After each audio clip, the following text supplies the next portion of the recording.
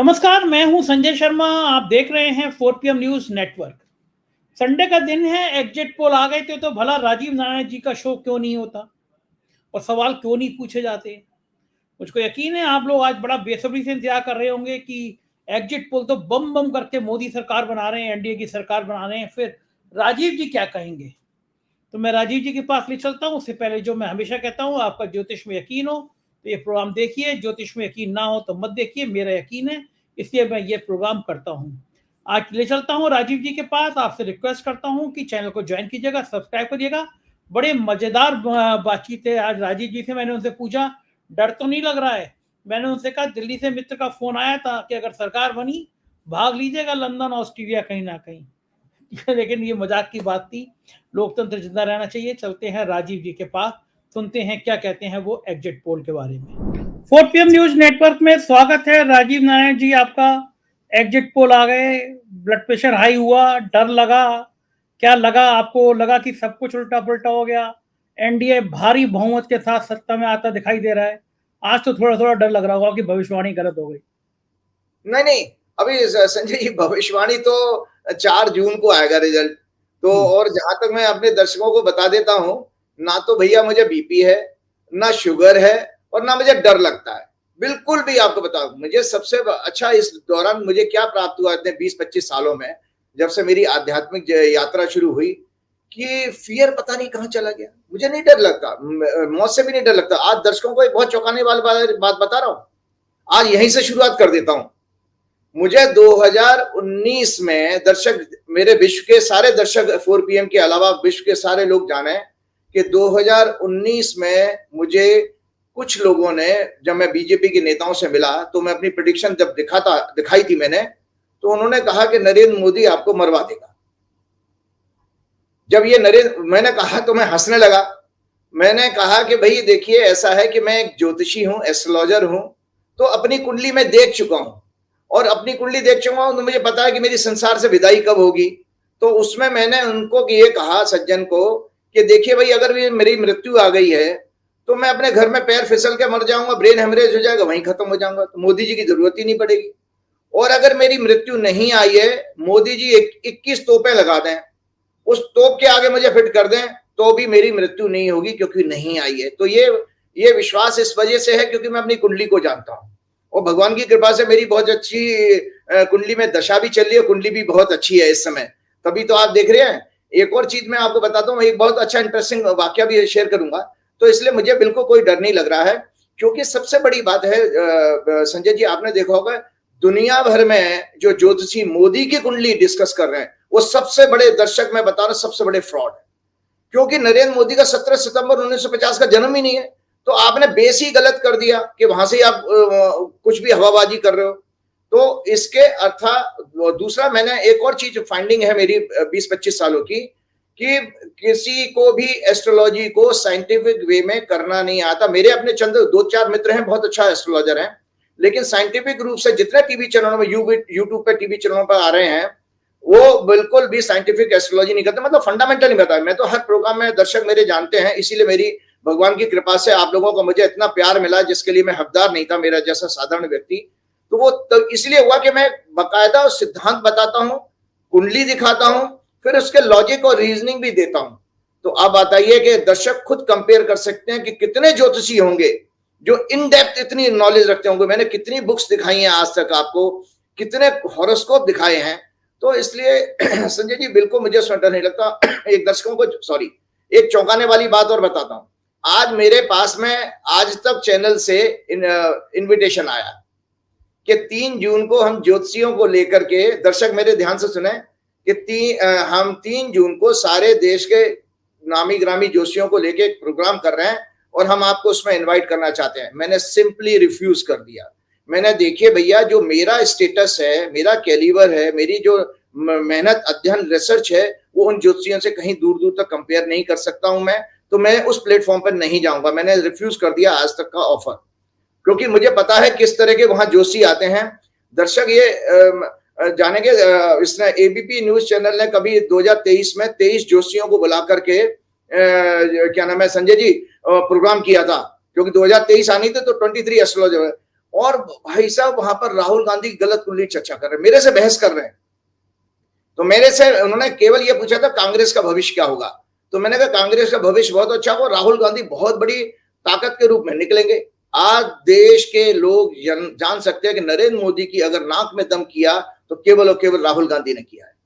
पूरे चुनाव में जो उसने अटैक किया और जिस तरह का उसको मास का जो है सपोर्ट मिला और उसको लोग देखने के लिए आए, तो ये किसकी वजह से हुआ? क्योंकि मेरी तो 1 साल पहले की भविष्यवाणी थी कि भाई राहुल गांधी के लिए समय आएगा, तो इसलिए मुझे कोई डर नहीं लगता। आप मस्त रहिए, मैं मस्त हूं। ये आज राजीव जी, एक मित्र का फोन आया दिल्ली से कि बोले कि राजीव जी से कह देना 4 तारीख की शाम की फ्लाइट पकड़ ले, लंदन की, ऑस्ट्रेलिया की, कहीं के निकलने हैं। फिर बोले लेकिन राजीव जी को तो जाने भी नहीं दिया जाएगा, लुकआउट नोटिस जारी कर दिया जाएगा। नतीजे अगर ऐसी आए जैसे एग्जिट पोल में सरकार बन गई तो राजीव जी को तो यहीं रोक के हिसाब किताब बराबर किया जाएगा। भाई देखिए, ऐसा है कि वो राजीव जी को तब रोकेंगे जब मेरी कोई जेल का योग चल रहा हो। जेल का योग भी मुझे मेरे कुंडली में तो नहीं चल रहा। मेरी कुंडली में तो इस समय फेम मिलने का योग चल रहा, जो भगवान ने मुझे दिया भी है कि सब लोग मुझे दुनिया भर में जान गए, वरना मैं कभी नहीं पहुंच पाता। तो इसलिए निश्चिंत रहें, मेरे कुछ नहीं। और दूसरा बात है, जहां तक लंदन अमेरिका की बात है, तो इतनी जल्दी से एकदम तुरंत थोड़ी फ्लाइट लेके चले जाओ, उसके लिए वीजा अप्लाई करना पड़ता, वीजा मिलेगा ही नहीं। तो वो मुझे को कोई ना मैं कहीं जाने वाला हूँ, मैं आप लोगों के बीच में हूँ और 4 जून को फिर दोबारा वापस आने वाला हूँ और बताने वाला हूँ कि किस तरह का ये फ्रॉड होता है। और आपको बता देता हूँ, एग्जिट पोल के नाम पर जो फ्रॉड हो रहा है, मैंने अपने पिछले जो आपने 2 दिन पहले प्रोग्राम किया था उसमें मैंने कितना जो है अच्छे तरह से एक्सप्लेन किया। और देखिए वो कितना जबरदस्त वायरल हुआ है संजय जी, कि वो उसको 10-11 लाख लोग देख चुके हैं उसको प्रोग्राम। तो मैं सबसे पहले दर्शकों को वापस वहीं से शुरू करता हूँ। एक सेकंड राजीव जी एक सेकंड, आप ये बताइए पहले, क्या आप अभी भी इस बात पे कायम हैं कि सरकार नहीं बनेगी एनडीए की, सरकार नहीं बनेगी बीजेपी की? देखिए ऐसा है, एग्जिट पोल तो टोटली बकवास, थर्ड क्लास है, ये मेलाफाइड इंटेंशन है। क्यों है वो अभी हॉरोस्कोप उसकी बताता हूँ। और दूसरा बात है कैसे तरह के लोग हैं। और लकीली आज मैंने टाइम्स ऑफ इंडिया में एक मुझे आर्टिकल मिल गया था, तो मुझे बताया कि विश्व में पूरे, उसको मैं अभी एक्सपोज करूंगा दर्शकों को सुना करके, कि बताता हूँ कि किस तरह का ये सिंडिकेट काम करता है और लोगों के भावनाओं से खिलवाड़ करता है। आपको बताएं कि ये देखिए, सबसे पहले ये 1 जून 2024 6:30 बजे की कुंडली, दर्शक दोबारा देख लें, ये कुंडली मैंने बनाई है। इसमें चंद्र कुंडली को देखिए और दर्शक पढ़ लें, इसमें मैंने क्या लिखा है इसमें कि ये रेपुटेशन इसमें डैमेज होने वाली है एग्जिट पोल एजेंसीज की, जो क्योंकि रिजल्ट उसके बराबर नहीं आएंगे। दूसरी बात, मैंने ये वृश्चिक लगन की कुंडली बनी थी जिसमें उसका स्वामी मंगल शनि से पीड़ित हो रहा है। तो शनि का अर्थ मैंने आपको प्रोग्राम में बता दिया था कि जो रिजल्ट आए हैं उससे वो नीचे गिरेंगे। शनि का मतलब किसी चीज को रिड्यूस करना, उसमें परिवर्तन लेकर के आना। शनि हमारे वैदिक ज्योतिष में परिवर्तन का कारक माना गया, तो परिवर्तन लेके आएगा। दूसरा बात, मैंने इस कुंडली में दिखाया है लोगों को, ये देखिए सबकॉन्शियस माइंड है। 5वें घर से सबकॉन्शियस माइंड देखते हैं और 9वें घर से कॉन्शियस माइंड देखते हैं। तो इंटरेस्टिंग है, मैंने जो चुनाव के एग्जिट पोल आ रहे हैं उसी को एक कुंडली बना दिया। तो उसमें मैंने आपको बता देता हूं कि सबकॉन्शियस माइंड क्या है। बेसिकली हमारा डेटा बैंक होता है। हमारे शरीर, हमारा जो ह्यूमन बॉडी में 88% आपका सबकॉन्शियस माइंड है और 12% आपका कॉन्शियस माइंड है।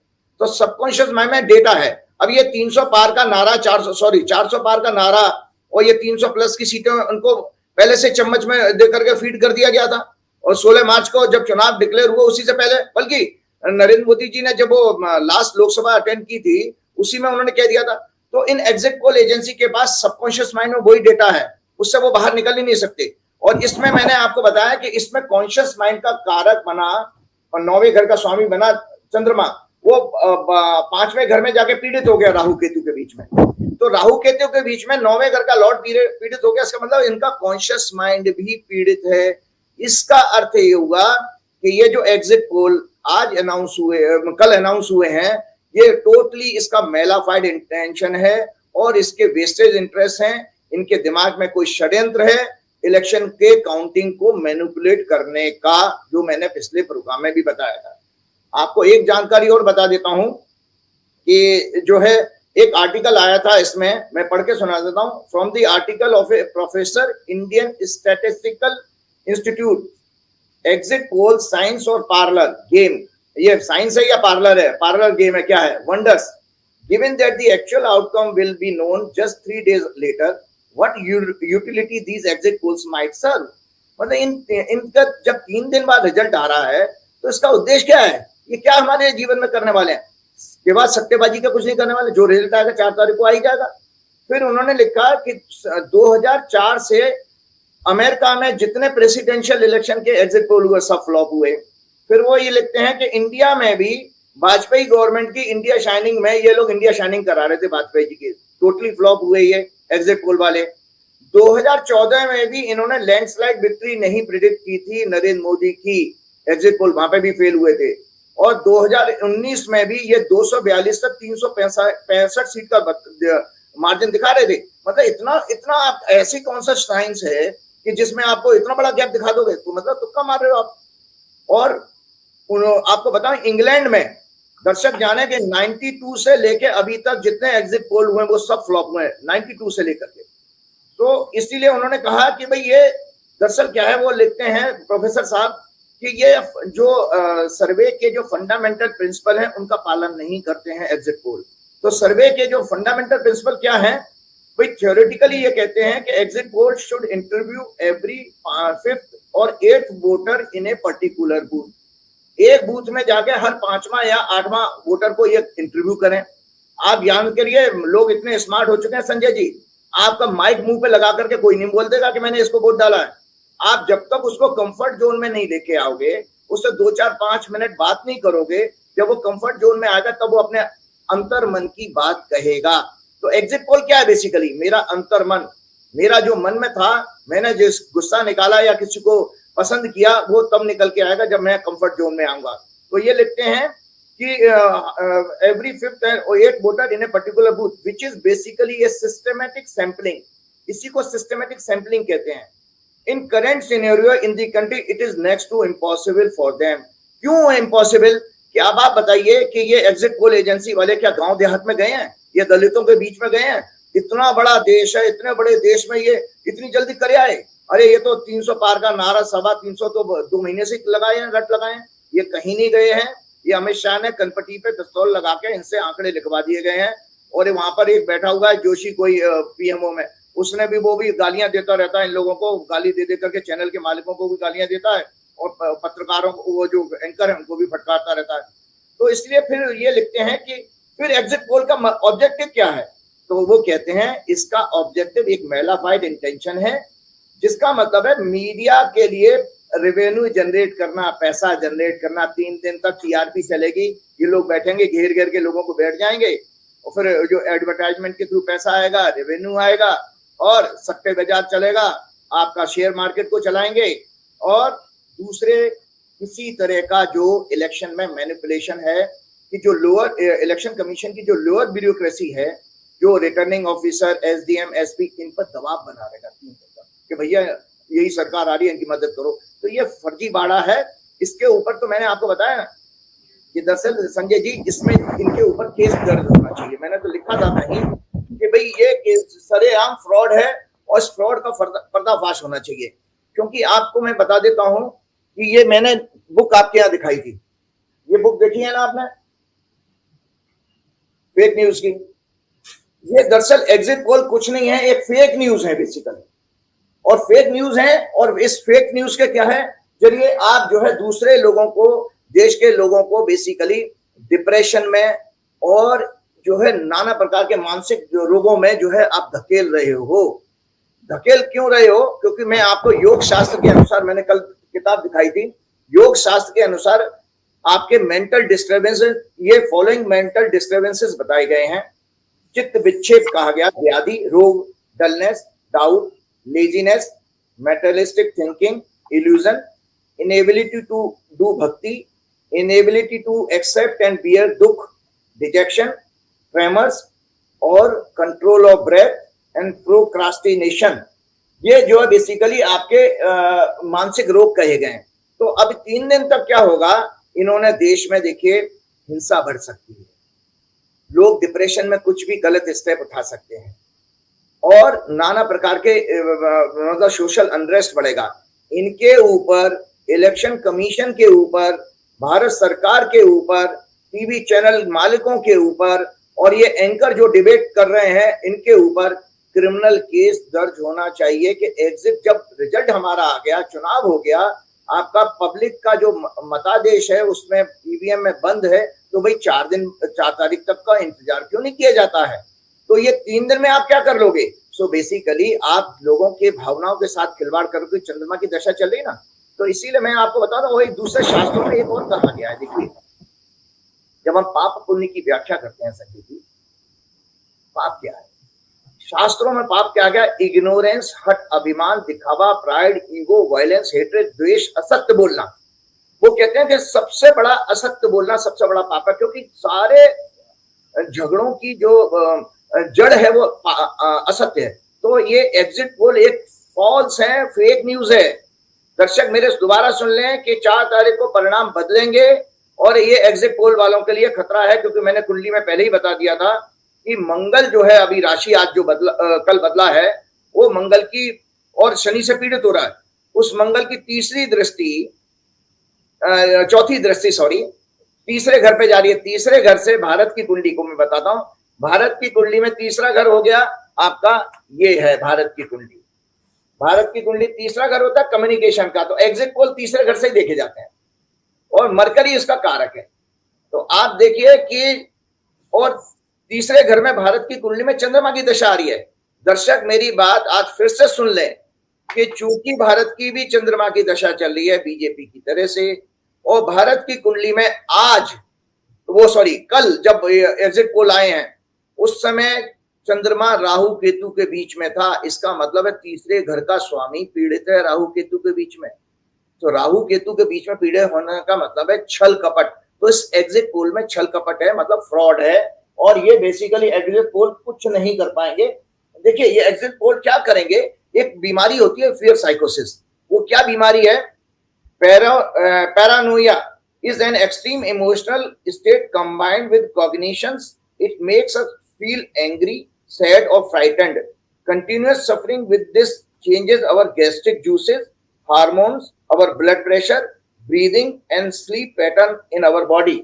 इसका मतलब है इन एग्जिट पोलर ने क्या किया? लोगों की बीमारियां, मानसिक बीमारियां बढ़ा दी।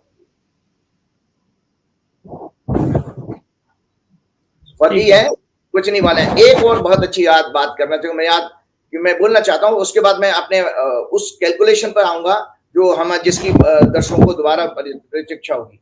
ये दर्शक ये सुन लें कि ज्योतिष क्या चीज है। ये है, देखिए, एक चार्ट ज्योतिष का। दर्शक ये हमने आपको ये किताब बताता हूं, ये किताब है, और इस किताब ने मेरी जिंदगी बदली थी, karmas and rebirth.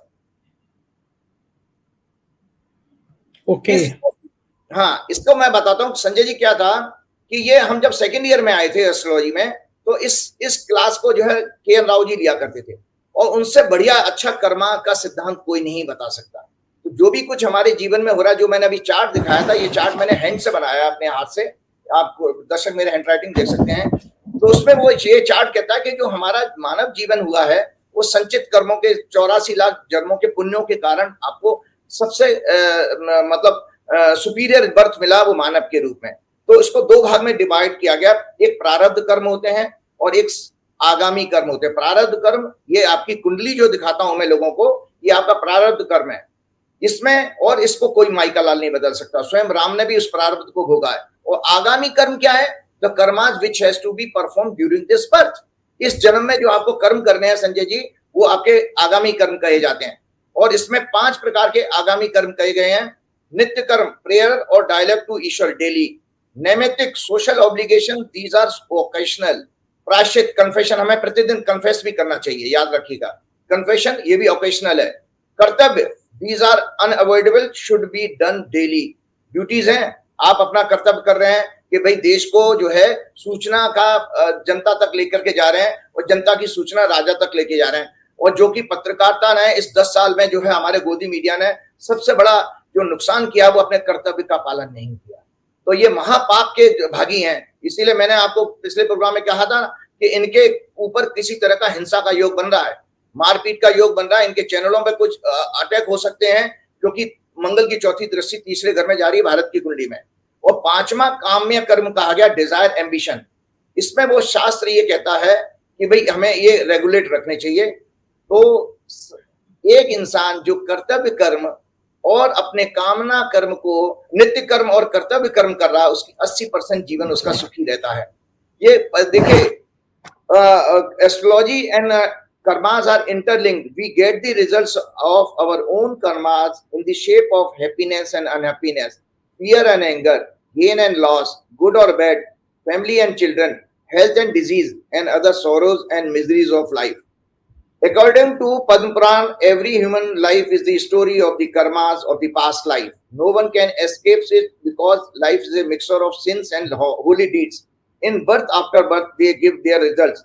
According to Mahabharata, in every birth of his, the karmas of a person chases him, and he has to enjoy or suffer according to the karmas he has done in his past life. The grahas and nakshatra alone do not produce good or bad results. All that are the result of the karmas done by oneself. They only indicate when is the time for some good results or bad ones to happen. The fructification of these depends upon the order of the dasha and the transit. जो मैंने अमित शाह की कुंडली में बताया कि अमित शाह के कर्मों के फल चुकाने का टाइम आ गया, क्योंकि उनकी दशा में इस समय खराब ग्रह की दशा है। तो संचित कर्म के अलावा मैंने आपको बताया 2 तरह के कर्मास और होते हैं, अकर्मा और विकर्मा।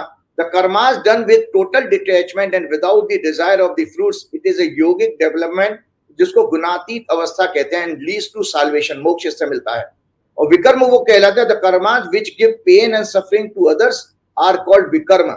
They are anti-parents, anti-social, anti-family, anti-public, anti-society, anti-living being. They lead to divine punishment and a terrible cycle of rebirth and endless suffering. तो नरेंद्र मोदी ने 10 साल से, नरेंद्र मोदी, अमित शाह ने केवल और केवल विकर्म किए हैं, मतलब जिन्होंने समाज को और डेमोक्रेसी के साथ धोखा किया है, तो इनको दंड तो मिलना ही मिलना है। अब उसका काल साइकिल आ ही चुकी है। और आगे आपके मैं विषय लेना चाहूंगा कि आपके आगे कोई क्वेश्चन हो तो मुझे पूछिए।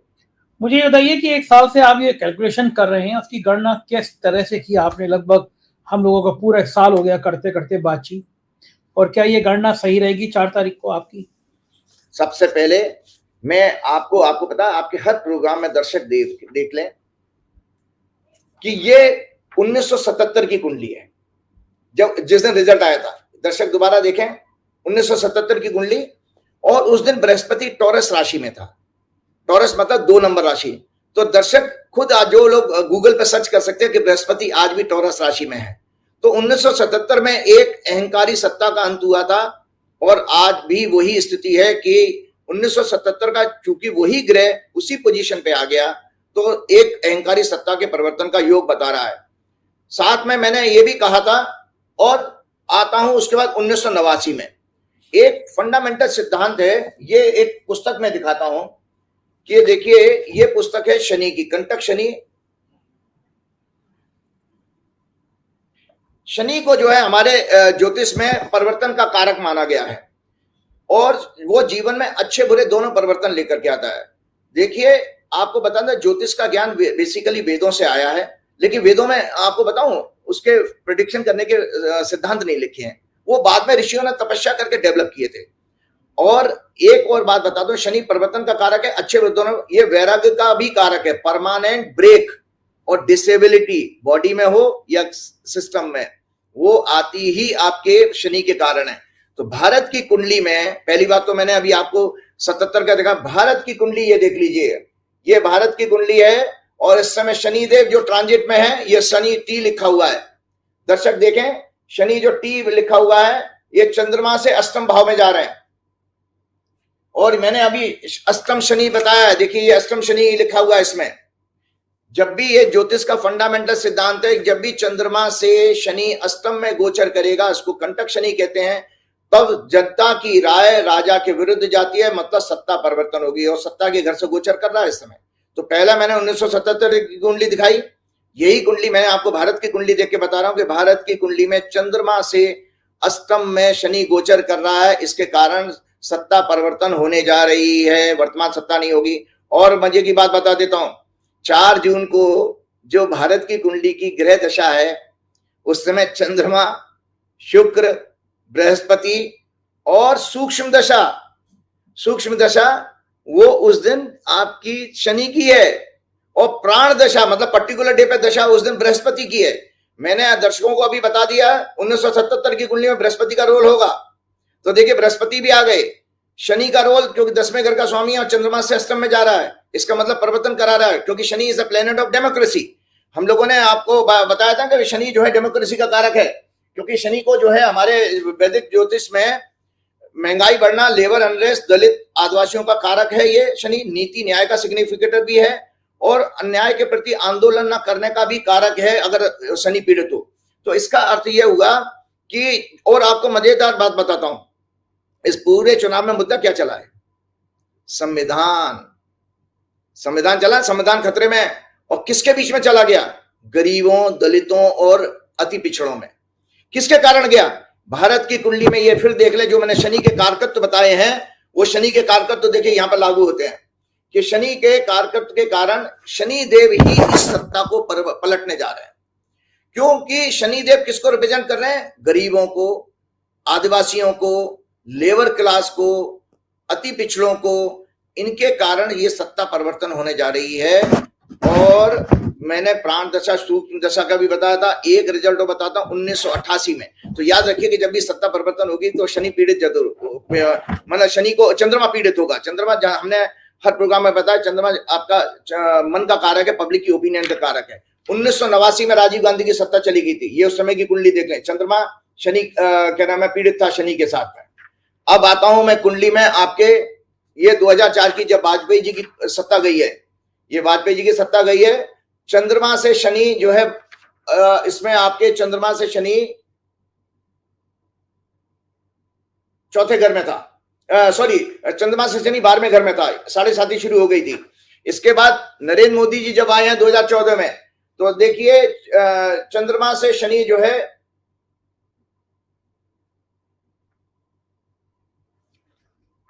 ये चंद्रमा से शनि है उसमें, मतलब लगातार हमने ये देखा कि जब जब चंद्रमा से शनि 12वें घर में जाए, चौथे घर में जाए या 8वें घर में जाए, तो देश में पब्लिक ने सत्ता को उखाड़ फेंका।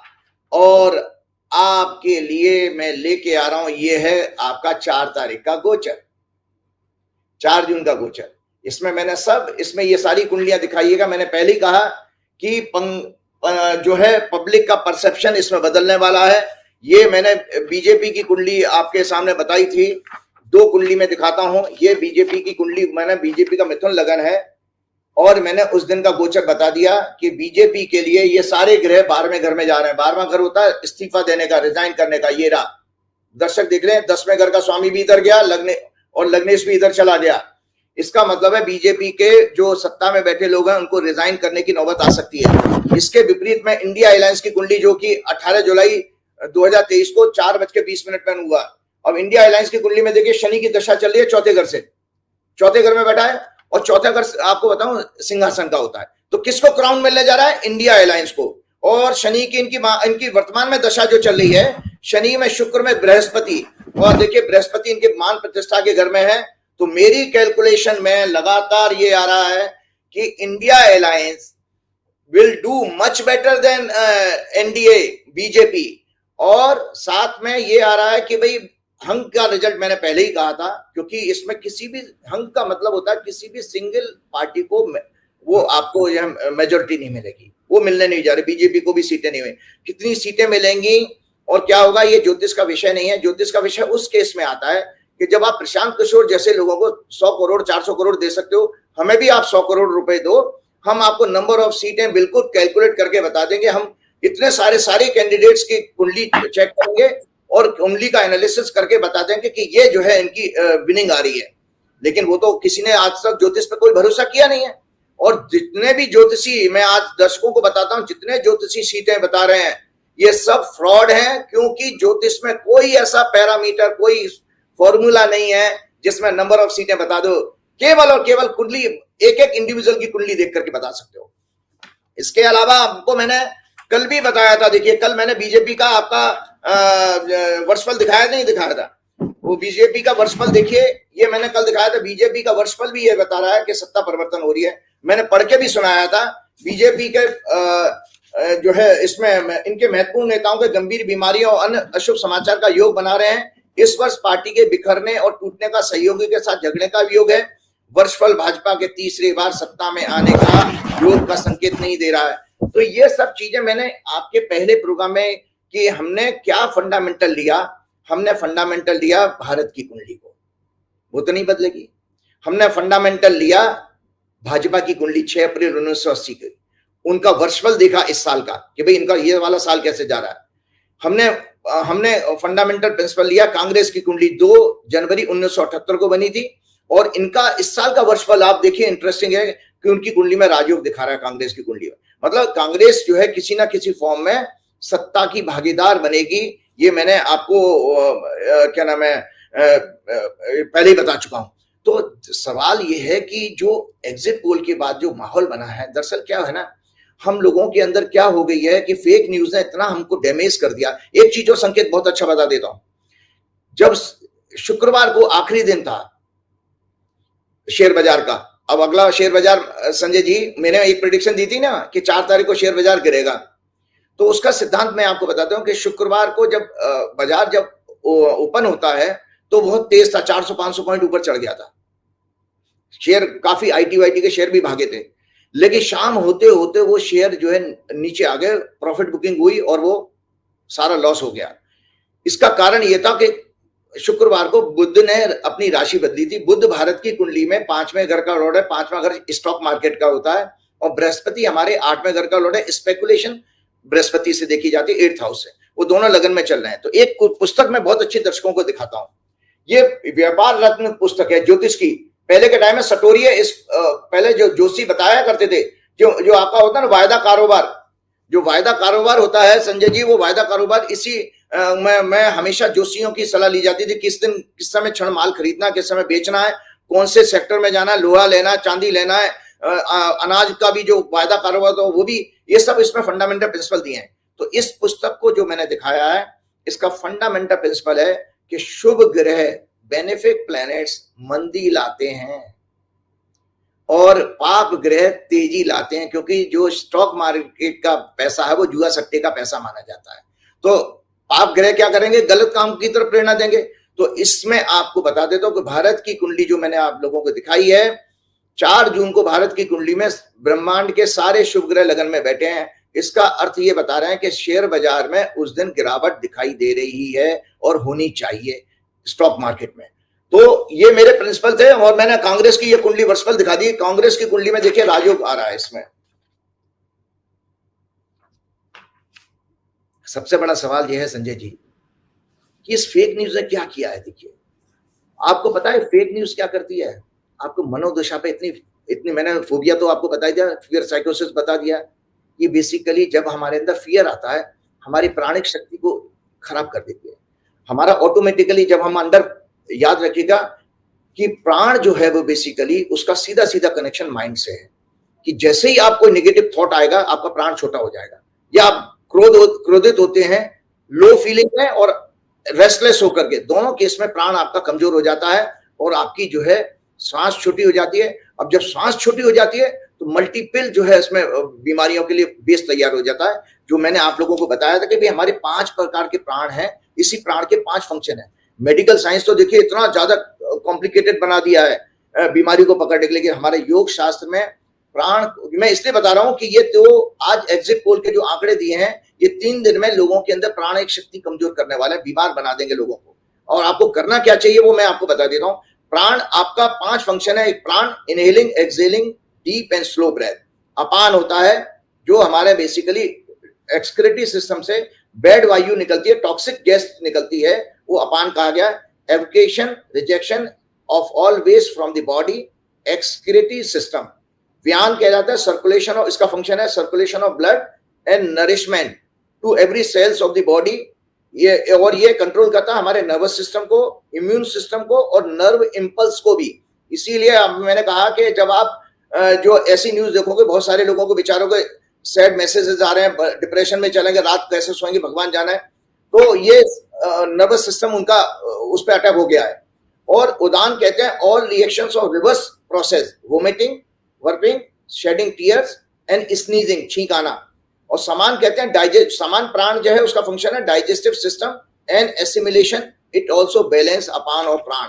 होता क्या है देखिए, जब आप पूजा कराते हो ना तो पंडित जी अग्नि में 5 आहुति देते हैं, उन्होंने अपाना स्वा, व्याना स्वा, समाना स्वा, उदाना स्वा, ये 5 प्राणों को अग्नि को, क्योंकि वो जो प्राण अग्नि के भी हैं वो आपके अंदर भी हैं। और देखिए अब मैं लोगों से ये कहूंगा कि आप मस्ती होकर के मोदी जी वाला मेडिटेशन मत करिएगा। मोदी जी का मेडिटेशन तो कैमरे लगा के होता है, आप चुपचाप मेडिटेशन करिए और 25 गहरी सांस रोज लीजिए पेट से, स्टमक से। मैंने इसको एब्डोमिनल ब्रीथिंग कहते हैं। मैं लोगों को तरीका बता रहा हूं। और उससे पहले आज दोबारा एक कहानी रिपीट कर देता हूं, प्रोग्राम बस अब हम खत्म करने ही जा रहे हैं। कि जब पौराणिक एक कहानी है और उपनिषद की कहानी है, सच्ची कहानी है कि देवगुरु बृहस्पति के पास 10 इंद्रियां और प्राण अपनी शिकायत लेके पहुंचे। उसमें इंद्रियों में आपस झगड़ा होता है। इंद्रियां होती हैं आंख, नाक, कान, जिह्वा और जो है आपका त्वचा, ये आपकी ज्ञानेंद्रियां हैं। और हाथ, पैर, गुदा, एनस, जेनिटल पार्ट, ये सब जो हमारे कर्मेंद्रियां हैं। इनमें झगड़ा हो गया था सुपीरियरिटी का कि कौन सुपीरियर है। तो जब बृहस्पति जी ने उनको एक समाधान दिया कि भाई ऐसा करो, तुम मनुष्य के शरीर का 1-1 साल के लिए शरीर को छोड़ के चली जाओ और 1 साल बाद आना मेरे पास में। तो हुआ भी यही कि वो मनुष्य का शरीर छोड़ करके जब गए, उसके 1 साल के बाद जब सब इंद्रियां पहुंची वहां पर, तो उन्होंने, ब्रह्मा जी ने कहा कि भाई रिजल्ट सुनाओ। तो उन्होंने रिजल्ट सुनाया। आंख कहती है कि भाई अंधे भी जिंदा है, इसका मतलब मनुष्य का बिना आंख के भी काम चल सकता है। बहरे भी जिंदा है, बिना कान के भी काम चल सकता है। गूंगे भी जिंदा है, बिना जबान के भी काम चल सकता है। उसी झगड़े में प्राण को डिस्टर्ब हो गया। वो बोल गया तुम्हारे झगड़ों से मैं बहुत परेशान हूं, मैं जा रहा हूं। तो जैसे ही प्राण ने जाने की धमकी दी, 10 इंद्रियां उसके चरणों में गिर पड़ी और उनको, भैया तुम मत जाओ, तुम्हारे जाते तो भैया हमारा जो है हमारा अस्तित्व खत्म हो जाएगा, एग्जिस्टेंस खत्म हो जाएगा। तो जो डीप ब्रीदिंग मैं कह रहा हूं आप डेली करिए। मेरे पास आपको बताऊं व्हाट्सएप पर मैसेज आए हैं लोगों के, जिनको मैं काउंसलिंग में बताता हूं, जो भी मेरे से कुंडली दिखाता है, उन्होंने बताया कि हमारी स्लीप की क्वालिटी अच्छी हो गई है, हमारा बीपी कम होने लगा है, हमारी शुगर कम हो गई है। क्यों? क्योंकि इस प्राण के फंक्शन क्या है। जब आप पूरा प्राण इसमें ये होता है, पेट से लिया हुआ प्राण आपका डायफ्राम मिलता है और लंग्स में जाकर के ये ब्लड में मिलता है और आपका प्योर हीमोग्लोबिन बनता है। अगला फंक्शन ये होता है कि 3.5 लाख हमारे एनर्जी चैनल्स हैं, जिनको नर्व कहते हैं, नाड़ियां कहते हैं। इनमें ये प्राण फॉलो होता है तो टॉक्सिसिटी रिमूव होती है। तीसरा फंक्शन उसके ब्रेन में जाता है। जब आप डिप्रेशन में और एग्रेशन में होते हो तो ब्रेन में ऑक्सीजन और ब्लड की सप्लाई की रिक्वायरमेंट बढ़ जाती है, तो उसको पूरा करता है आपका डीप ब्रीदिंग। तो प्रतिदिन जब तक रिजल्ट नहीं आ रहे हैं, संजय जी आप भी करिएगा, गहरी सांस का नियम बनाइए, 25 रोज, मस्त की आनंद आएगी। तो लाभ क्या क्या होंगे सुना देता हूं। Heal oneself and remove mental suffering. Number 2, we become more active and powerful. Number 3, always remain in blissful state. Feel divinity and grace. आपके अंदर डिविनिटी आएगी, एकदम आध्यात्मिक शक्ति प्राप्त होने लगेगी। और 5वां कहता है helps in removing fear, phobia, addiction और संशय, डाउट। जैसे भी डाउट हो रहा है ना कि भाई भैया क्या होगा, मोदी जी दोबारा वापस आ जाएंगे, संशय की बीमारी हो गई, होती रहेगी, 3 दिन तक चलती रहेगी।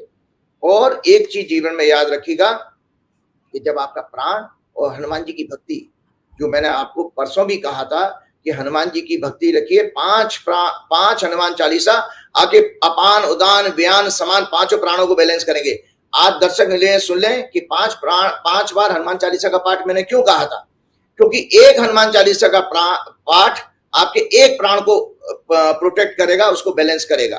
तो 5 हनुमान चालीसा पढ़ेंगे तो उससे क्या है, आपके अंदर आत्मबल और मनोबल बढ़ेगा।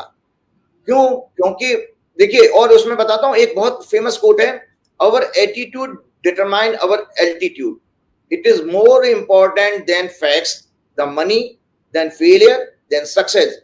Attitude can make or break a company, a political party, a person, a home or any relationship. It is seen as a mental filter through which we process our thoughts. ये आपके एटीट्यूड की वजह से होता है। तो attitude कब positive होता है कि जब आपके अंदर भक्ति बढ़ेगी। तो 5 हनुमान चालीसा का पाठ कीजिएगा, 4 जून को मस्त रहिए, अच्छे रिजल्ट आएंगे, आप प्रसन्न रहेंगे और जश्न भी मनाएंगे। तो संकट ते हनुमान छुड़ावे, मन क्रम सब पर राम तपस्वी राजा, तिनके काज सकल तुम साजा, अष्ट सिद्धि नौ निधि के दाता, असवर दीन जानकी माता, कृपा करहु गुरुदेव की नाथ। बहुत बहुत शुक्रिया राजीव जी, आपने समय दिया, आभार। तो ये थे राजीव नारायण जी, और आपने सुना कि क्या क्या तर्क दिए उन्होंने, और उन्होंने तो दावा किया है कि 4 तारीख को इंडिया गठबंधन की सरकार बनेगी। दिन ज्यादा बचे नहीं है, देखते हैं 4 तारीख को राजीव जी की भविष्यवाणी सही निकलती है या गलत निकलती है। आप अपनी राय से अवगत कराइएगा, चैनल को ज्वाइन कीजिएगा, सब्सक्राइब करिएगा। शुक्रिया, थैंक यू।